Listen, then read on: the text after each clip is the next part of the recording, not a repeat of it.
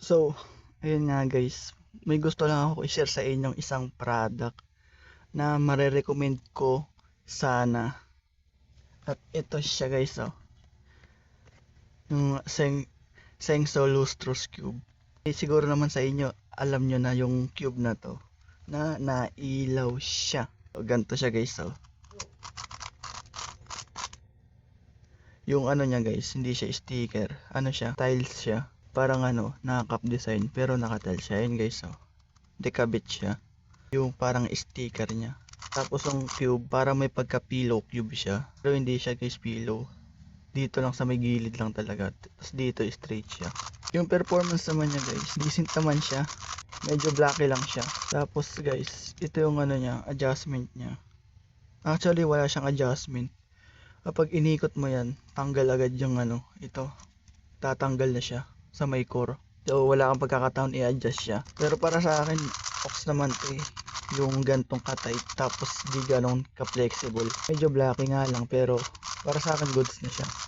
Tapos ito talaga guys yung pinaka selling point niya. Yung nailaw siya. Ito, pag pinindot nyo yan, parang yun na yan. Kasi dito sa ilalim, may parang electronic device siya na nakakonect dun sa mic core. Tapos pag pinindot mo yun, ilaw yung core. Ito, pag pinindot nyo to, ilaw yung core. Pause muna natin to. Yun guys, hinatay ko na yung flash ng cellphone ko. Pag pinindot nyo siya dito, bugs. Ba? Ang angas niya eh. May kitang-kita nyo yung kulay niya mismo. Hindi katulad nung glow in the dark na nireview ko nung nakaraan. Parang yung blue saka yung green parehas, saka yung red saka yung orange. Dito hindi guys, kitang-kita nyo yung kulay mismo. Sample solve tayo.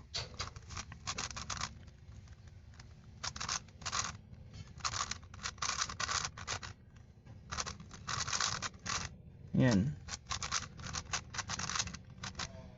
Ay. Wala nakita yun. Yan. Oh, di ba? Ang ganda niya eh. Patay natin. Ayun nga guys. Marerecommend ko sana siya.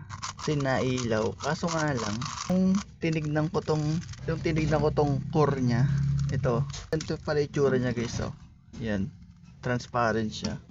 Yan yung kawig niya guys is parang siya, budget ng smart cube ng gan. Tapos dito guys, dito ako na bahala kaya di ko marerecommend.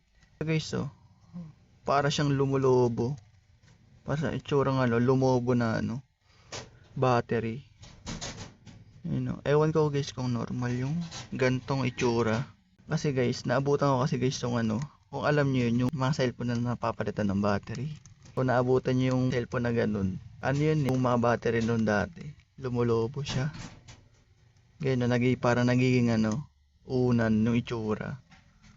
Pag ganun guys, may chance na baka pumutok yung battery. Kaya dito natatakot ako. Yan natatakot ako gamitin ko siya habang nailaw. Kasi baka sumabog to eh. Tapos ayun, nakontak ko yung seller dito. At basura yung customer service nila.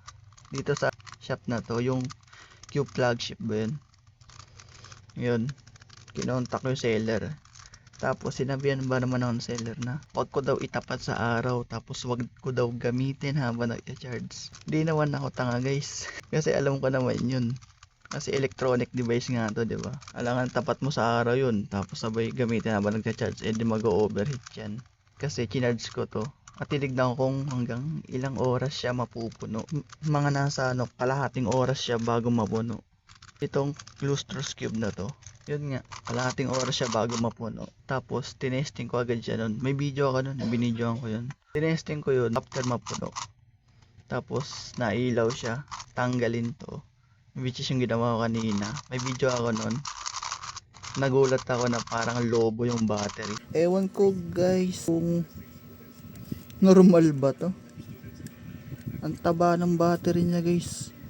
Parang mga sinaunang cellphone, nalobo yung battery.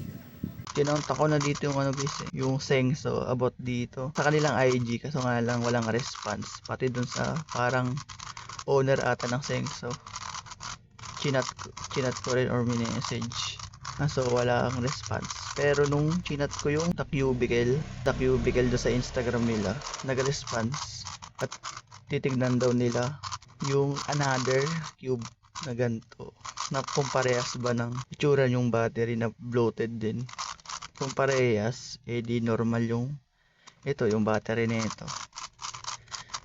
So, yun lang guys. Balitaan ko na lang kayo kung sakali man normal or hindi itong battery na nandito sa cube ko. Yun lang.